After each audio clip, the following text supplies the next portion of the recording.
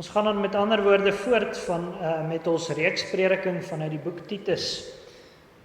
En ons lees hoofstuk 2 saam van vers 1 af. Maar spreek jy wat by die gesonde leer pas. Die ou manne moet nugter wees, waardig, ingetoe, gesond in die geloof, in die liefde, in die lydsaamheid. Die ou vroue moet ook in hulle gedrag wees soos dit die heiliges betaam. Geen kwaadspreeksters of aan baie wyn verslaaf nie, maar leraresse van wat goed is, sodat hulle die jong vroue kan leer om versigtig te wees, hulle manne en kinders lief te hê, ingetoe te wees, kuis, huislik goed, aan hulle eie manne onderdanig, sodat die woord van God nie belaster word nie. Vermaan die jong manne net so om ingetoe te wees, betoon jou in alles 'n voorbeeld van goeie werke met onvervalsheid in die leer, waardigheid, opregtheid. Laat die woord gesond en onweerspreeklik wees, sodat die teestanders beskaam kan word en niks slegs kan hê om van julle te sê nie. Die diensknegte moet onderdanig wees aan hulle eie here, hulle in alles behaag en nie teepraat nie.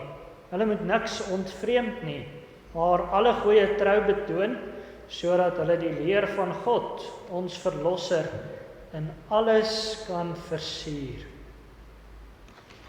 Dan luister ons na die Here se woord vanuit Spreuke hoofstuk 31.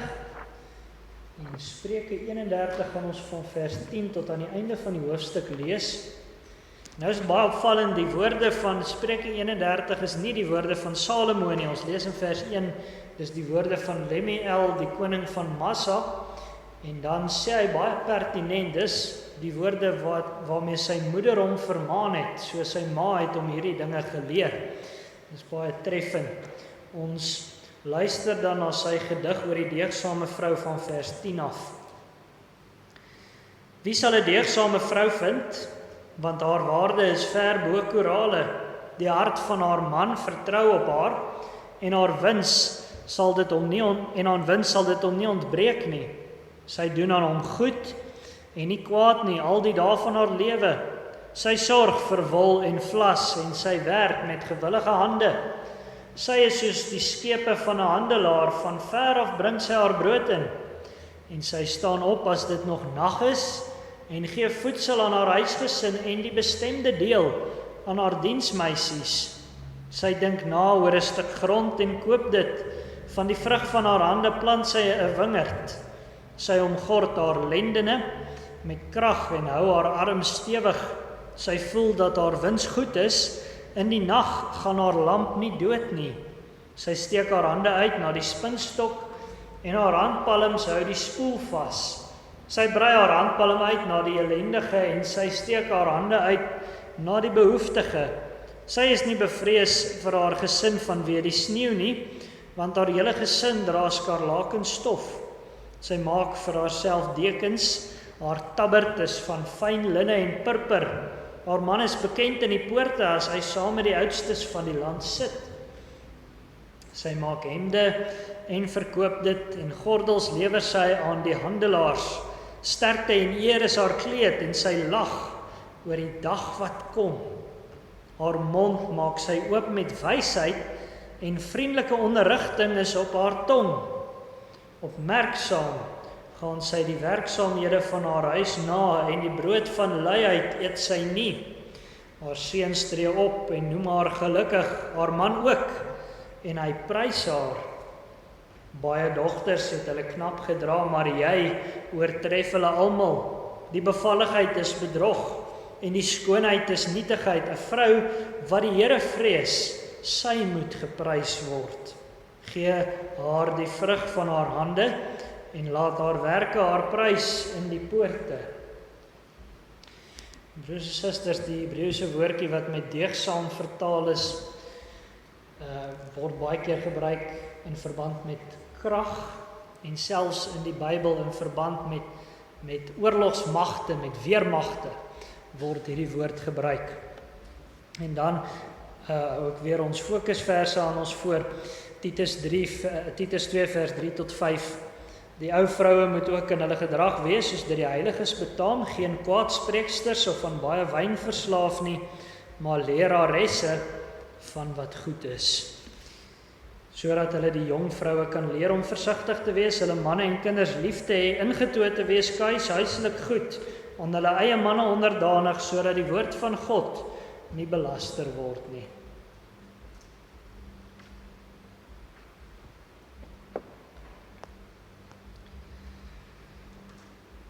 Geliefdes in ons Here, sonder die vrou is die beeld van God in die mens onvoltooid. As mens Genesis 2 lees wat juis oor die skepping van man en vrou gaan, dan is dit 'n duidelike implikasie daarvan. Beeld van God kan nie in die mens voltooi wees sonder die vrou nie. Voor die skepping van die vrou was daar een ding waarvan die Here gesê het, dit is nie goed nie, en dit was die probleem dat sy nog nie daar was nie. Na die Here sy skepping voltooi het met die bou van die vrou uit Adam se sy, hoor ons sy verklaring oor sy skepping, dit is baie goed. Die vrou is geskape om uitdrukking te gee aan God se oorvloed, sy heiligheid, sy skoonheid. En nou weet ons, broer en suster, die beeld van God het na die sondeval eintlik in die mens verlore gegaan.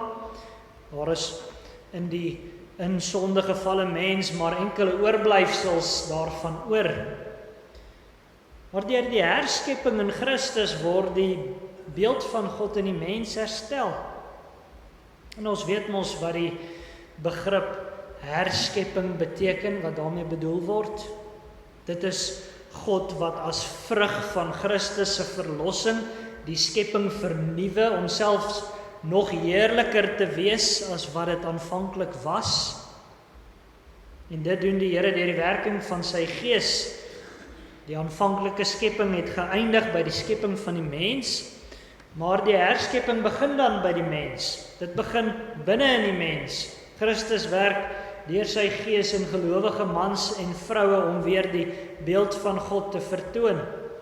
En uiteindelik sal die herskeppende werk van God die hele aarde vernuwe, dit sal uitbrei.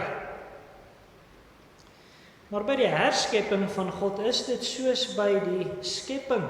Die beeld van God kan nie in die mens voltooi word sonder die vrou nie. En dit beteken God se beeld in die mens kan ook nie herstel word sonder vroue wat in hom glo en wat sy Gees in hulle het nie. En ons weet mos, broer en suster, die kerk is die gemeenskap wat tot stand kom as vrug van God se herskeppingswerk.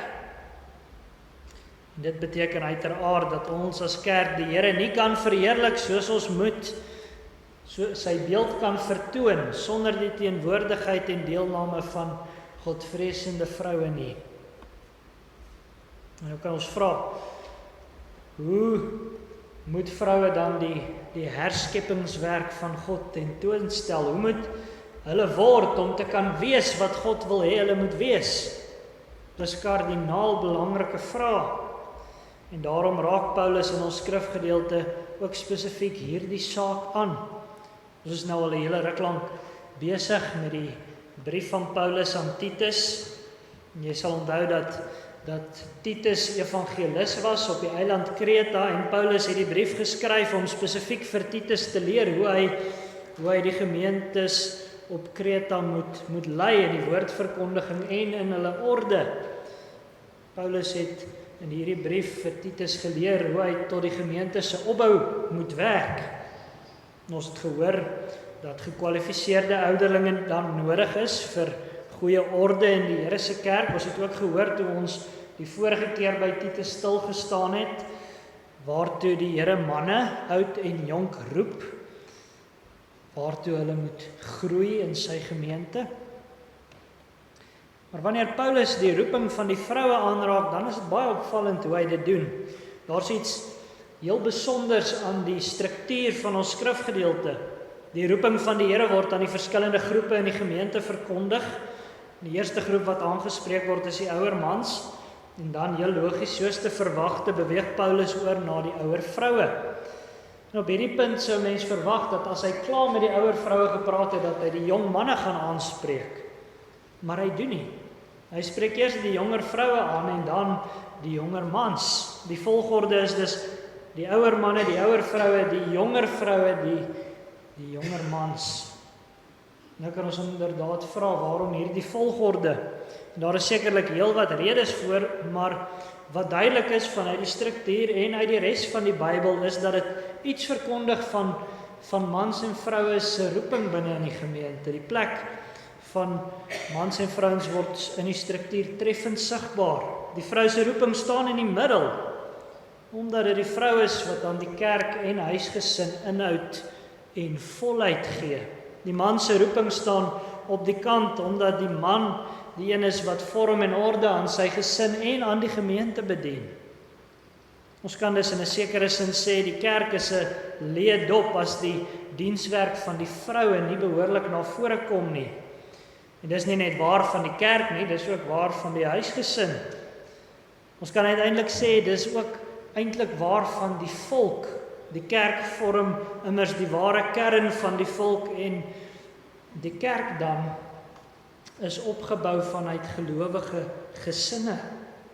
Daarom is die vroue se dienswerk onmisbaar vir die huisgesin van God. Ons hoor dan in ons skrifgedeelte van die vrou in die heiligdom. Hoor weer die woorde van vers 3. Die ou vroue moet ook in hulle gedrag wees, soos dit die heiliges betaam, geen kwaadspreeksters of aan baie wyn verslaaf nie, maar leraresse van wat goed is. Paulus spreek die ouer vroue in die gemeente se gedrag aan en die begrip wat hy gebruik, dui eintlik op hulle hele karakter. Dit gaan hier oor die vroue se innerlike ingesteldheid, hulle houding, hulle gesindheid en ook hulle uiterlike gedrag wat uit hulle houding voortvloei. Hulle moet opgestel wees om hulle op 'n bepaalde manier te gedra.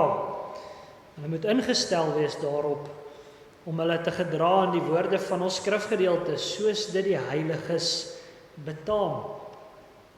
Nou hierdie hele begrip, soos dit die heiliges betaam, is in die oorspronklike Grieks eintlik net een woord.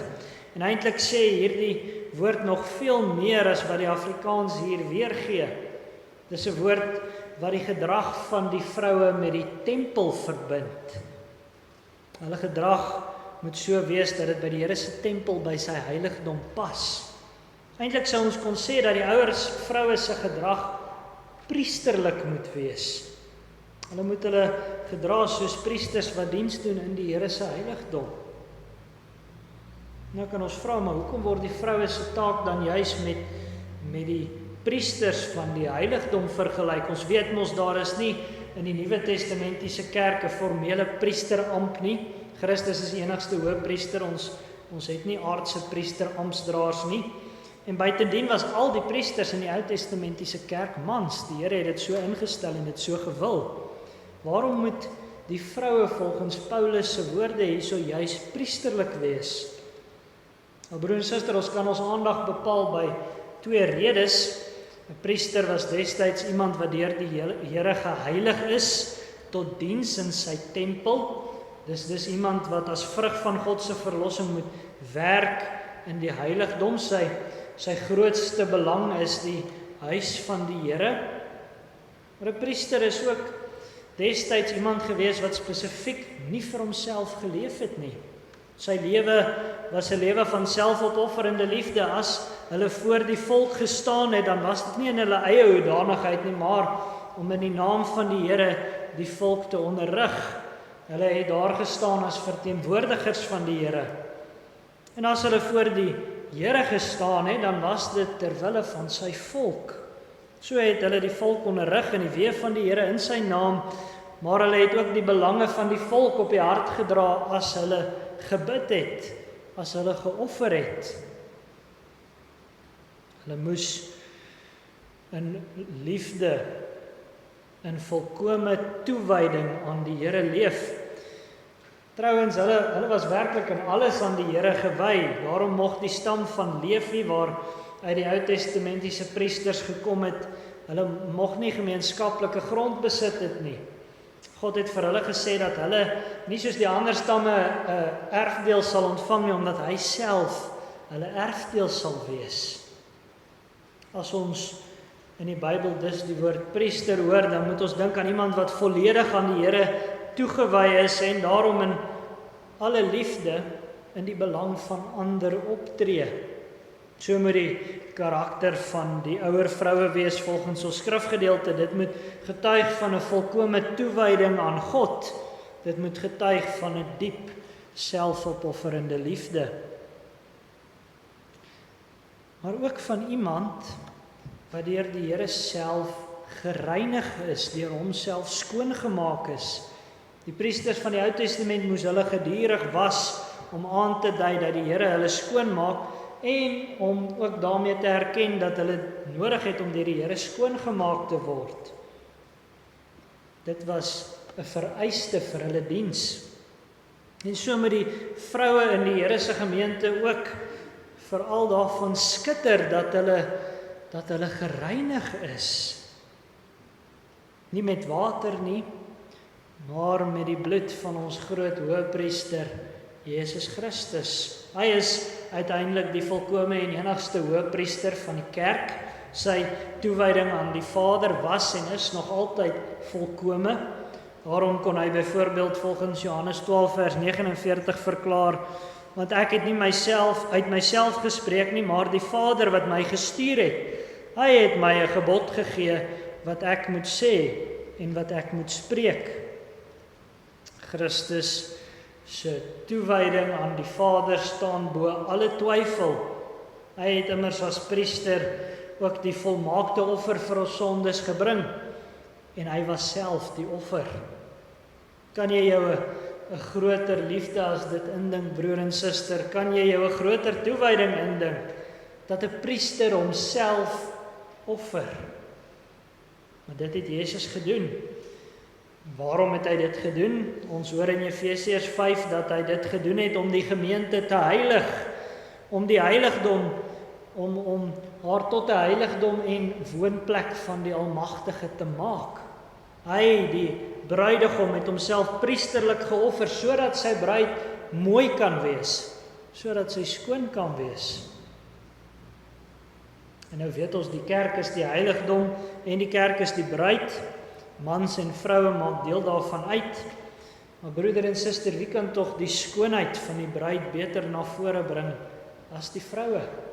Wie kan van die heiligdom 'n heerliker huis maak as die vroue wat aan Christus deel het? Beslis nie die mans nie. En net daar weet ons dan in beginsel wat die vrou se taak in die kerk is. Sy moet die bruid van die Here, sy moet die heiligdom van die Here met haar liefde versier en dit tot 'n huis maak. Sy moet haar toewyding aan God en haar liefde vir hom so tot uitdrukking bring. So 'n vrou, hoor ons, was Anna volgens Lukas 2. Ons hoor van haar, sy het nie weggebly van die tempel nie en met vaste en gebede God gedien, nag en dag. Sy het Christus verwag met 'n lewende hoop. Sy kon nie wegbly van die Here se huis nie. Haar gebede en haar vastye was aan God en sy beloftes gewy. Sy was, om dit so te sê, priesterlik, soos dit die heiliges betaam. En dit is die opdrag wat die Heilige Gees by monde van Paulus ook aan hierdie gemeente gee, dat die vroue hulle daartoe moet beywer om sy huis met hulle liefde te versier. Hoe moet hulle dit doen?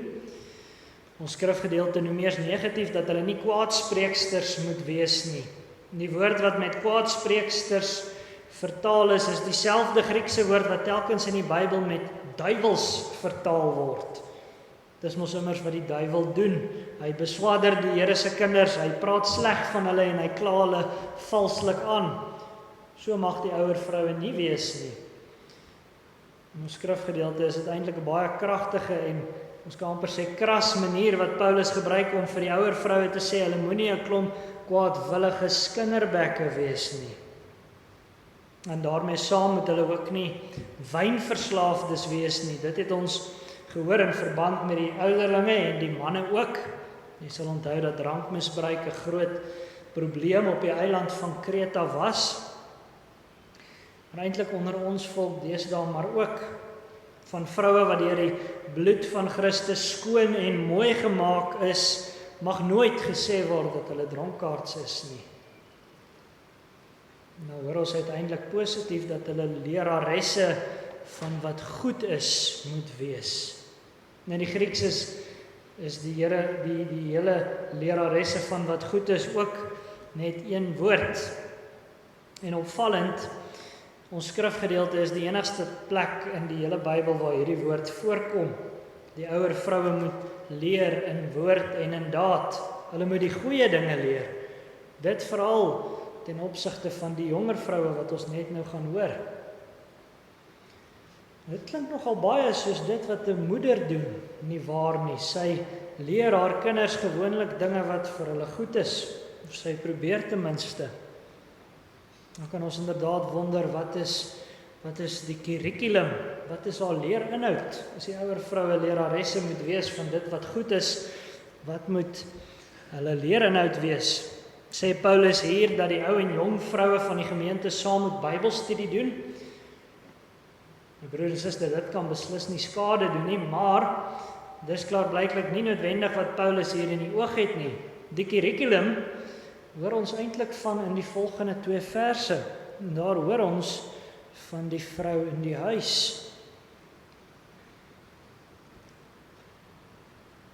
Hoor die rede wat Paulus gee vir al die dinge wat hy aan die ouer vroue beveel het. Ons hoor in vers 4 tot 5, sodat hulle die jong vroue kan leer om versigtig te wees, hulle mans en kinders lief te hê, ingetoe te wees, skuis, huislik goed, aan hulle eie mans onderdanig, sodat die woord van God nie belaster word nie. Die ouer vroue se leeropdrag het spesifiek betrekking op die gemeente se jonger vroue. Die jongeres moet die oueres kan navolg. En nou sien ons eintlik baie treffend op watter vlak hulle dit moet doen. As die ouer vroue werklik priesterlik heilig is in die midde van die gemeente, dan sal dit in die eerste plek 'n impak hê op die jonger vroue se huishoudings. Daar is dus 'n bepaalde gedragspatroon wat uitkring. Dit beweeg van die heiligdom na die huishouding toe. En dit beweeg langs die weg van die vroue se liefde. In die Here se huis sal die jonger vroue 'n aantal dinge leer. Hulle sal, soos vers 4 letterlik sê, manliefhebbers en kinderliefhebbers wees. Nou gewoonlik kom dit heel natuurlik vir vroue om hulle mans en kinders lief te hê. Trouwens, in ander skrifgedeeltes is dit eintlik die mans wat beveel word om hulle vrouens lief te hê. Omdat hulle makliker sondig deur nie liefde aan hulle vrou en hulle kinders te bewys nie. Maar Paulus se klem is hier dat die vroue moet lief hê met 'n liefde wat hulle in die huis van die Here leer. Die goeie dinge wat hulle leer is nie maar sommer net algemene goeie dinge nie. Dit is goeie dinge in die sin dat dit die Here verheerlik. Die manliefde en kinderliefde wat die vroue in die huis van die Here sien is veel heerliker as een of ander wêreldse liefde. Dit is liefde wat met ander woorde van Christus self geleer word. Jong vroue wat die Here vrees, maak iets van God se liefde aan hulle mans en kinders bekend. En dis iets wat net hulle kan doen. Mans kan nie lief hê soos vroue kan lief hê nie. Vroue wat lief het, se liefde is gewoonlik sensitief en ingestel op gesinsbehoeftes wat mans baie keer nie eens agterkom nie. En maak geen fout nie, broer en suster, mans moet ook hulle gesinne lief hê, maar hulle liefde lyk anders as die liefde van vroue. Dit kom tot uitdrukking in die veiligheid en sekuriteit wat hulle skep deur hulle werk goed te doen. Dit kom tot uitdrukking in hulle besorgdheid oor die gesin se fisiese en geestelike veiligheid. Maar die liefde van vroue spreek die fynere behoeftes van hulle mans en kinders aan. Die betrokkenheid van vroue by hulle gesin is op 'n veel intiemer vlak. En daarin is die vroue ook beeld van God. Wanneer Dawid by die Here sy rus vind, volgens Psalm 131, dan hoor ons hy sê, waarlik ek het my siel tot bedaring gebring en stil gemaak, soos 'n gespeende kind by sy moeder. soos 'n gespeende kind is my siel in my. Die liefde wat die jong vroue by die gemeente moet leer is die praktiese, oplettende en versorgende liefde van die Here self. En nou noem ons skrifgedeelte 'n hele paar sake wat hierdie praktiese liefde tot uitdrukking bring. Die eerste saak is ingetoonheid. Nou weet ons dat ouderlinge en al die mans in die brief van Paulus aan Titus opgeroep word tot ingetoonheid. Dit gaan daaroor dat gelowiges beheerst moet leef. Ons kan self sê dat hulle onder die heerskappy van die Heilige Gees moet leef. Dit geld vir mans en vroue. Maar die versoekings om op hierdie vlak te sondig kom baie keer bietjie anders vir vroue as vir mans. En dit sê ons nou baie breed in die algemeen. As mans versoek word om nie hulle self te beheers nie, dan is dit veral vir jong manne op 'n fisiese vlak. Hulle word versoek om roekelose dinge aan te vang, of hulle word versoek om liggaamlike sondes te pleeg. Vrouens se versoeking lê dikwels op 'n emosionele vlak. Om emosioneel ingetoe te wees kan vir vrouens baie moeilik wees, veral vir jong vrouens. En tog is dit iets waar in 'n jong gelowige vrou van ook moet oefen. Dis iets waarvoor sy moet bid. Dis iets wat sy bereid moet wees om van ouer vroue te leer. Die volgende saak wat Paulus aanraak is dat vroue kuis moet wees. Hulle moet duidelik lojaal wees aan een man, die een met wie hulle getroud is. En as hulle enkel lopend is, moet dit duidelik wees dat hulle die huweliksreinheid, dat hulle met ander woorde ook seksuele reinheid hoog op prys stel, dat hulle dit hoog aanskryf. Verder moet die vroue huislik wees. Hulle moet met ander woorde huisgeoriënteerd wees. Vroulike godsvrees beteken om primêr toegespits te wees op die sorg van jou huisgesin. Nou is dit sekerlik so dat mans wat die Here vrees ook toegespits moet wees op hulle gesin se versorging, maar weer eens hulle versorging lyk heel anders. Die man wat sorg vir sy gesin sien toe dat daar 'n huis is waarin sy gesin kan woon. Maar die vrou wat sorg vir haar gesin sien toe dat daai huis van so 'n aard is dat 'n mens in hom sal wil bly, dat mense in hom sal wil woon. En dit beteken nou nie dat dit onder alle omstandighede sommer nou maar net verkeerd is vir 'n vrou om te werk of om 'n beroep te beoefen nie. So hoor ons onder andere vanuit Spreuke 31. Ons hoor daar in vers 16 tot 19 aangaande die deegsame vrou wat ook werk. Sy dink na oor 'n stuk grond en koop dit. Van die vrug van haar hande plant sy 'n wingerd. Sy omgord haar lendene met krag en hou haar arms stewig. Sy voel dat haar wins goed is. In die nag gaan haar lamp nie dood nie. Sy steek haar hande uit na die spinstok en haar handpalms hou die spoel vas. Wanneer 'n vrou egter so 'n beroep beoefen, dan is dit ook ter wille van die welstand van haar gesin. Sy doen dit priesterlik, met ander woorde, nie vir haarself nie. Die feminisme, broer en suster, het die mensdom van allerhande lelike leuns oortuig. Die huislike vrou word getipeer as iets wat ouderwets en uitgedien is. Daar word met 'n dwaase hoogmoed neergekyk op die vrou wat haar huis goed en deeglik versorg, wat daarvoor leef om dit te doen. Die lewensideaal wat voorgehou word aan vroue is om vir hulle self en vir die eer van hulle eie naam loopbane op te bou. En dan hoor ons die narratief, die gesinslewe is dan net 'n hindernis wat haar verhoed om haar sogenaamde drome na te jaag. Dis die ideaal wat vanuit die feminisme aan die mense van vandag voorgehou word. En die ironie is egter dat daardie ideaal 'n baie tipies manlike sonde is. Mans wil so graag vir hulle self 'n naam maak en die werklikheid in hulle beeld omvorm. mans wil telkens allerlei dinge najaag met niks meer as hulle eie eer en gedagte nie. Hulle is geneig om hulle lewe te leef met 'n selfgesentreerde ambisie. En dit het deur die feminisme se leuns toe die vroue se sonde ook geword. Maar vroue vir wie die Here mans en kinders gee, moet hulle huise koester met liefde. Hulle moet ook volgens die woorde van ons skrifgedeelte aan hulle eie mans onderdanig wees. Hulle moet hulself, soos letterlik daar staan, onder hulle mans stel.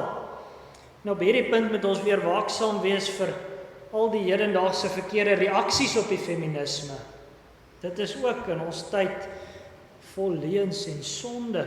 Paulus is nie hier besig om enige uitspraak te maak oor 'n vrou se waardigheid of oor haar vermoë nie. Hy stel ook nie die man aan as 'n autokratiese baas wat maar net sy vrou kan hiet en gebied soos hy wil nie. Hy gee ook nie vir die man hierso sommer maar net die reg om die vrou te veto nie. Paulus bedoel hierdie woorde verbondsmatig.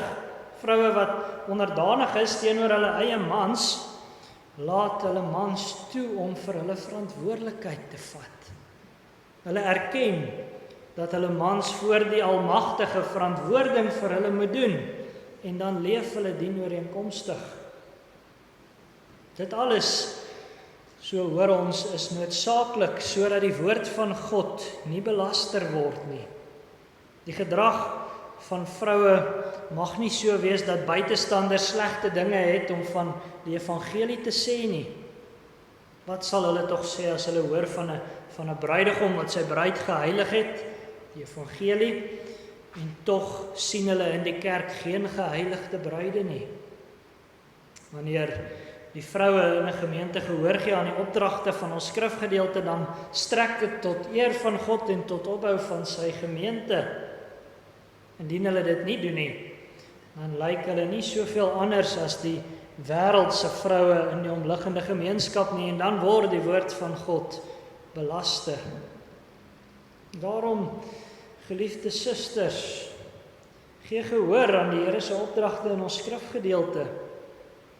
Nou is dit so, ons skrifgedeelte handel veral as dit by die jonger vroue kom, oor getroude vroue. Maar die gesindheid in ons skrifgedeelte moet net so sigbaar wees by die ongetroude vroue wat in die Here glo. En dit sal veral tot uitdrukking kom in hulle omgaan met die huisgesin van God, die gemeente. En broeders, moet vir julle vroue geen hindernis wees om te kan wees wat hulle moet wees nie. Bewys aan hulle die nodige eer en deernis, dan sal die dogters van God werklik wees soos hoekpilare van sy paleis. Mag ons gebed wees. Gee ons die vroue rein in al hul handel, vroue geheilig en gewas in Christus se bloed. Dan tog bly ons roem bewaar, dan ook bly ons volk gespaar.